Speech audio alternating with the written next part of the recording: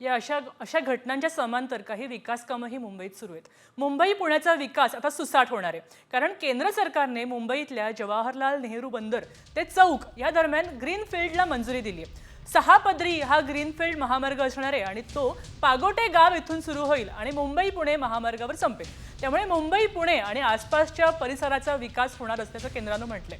या प्रकल्पासाठी 4500 कोटींचा खर्च अपेक्षित आहे। JNPA कॉमस्कोर नुसार आता isakal.com आहे देशातील नंबर 1 ची मराठी न्यूज वेबसाईट।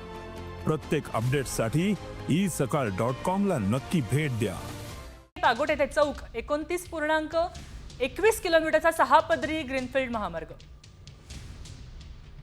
ग्रीनफील्ड महामार्गाला पागोटेपासून सुरुवात आणि मुंबई पुणे महामार्गावर संपणार।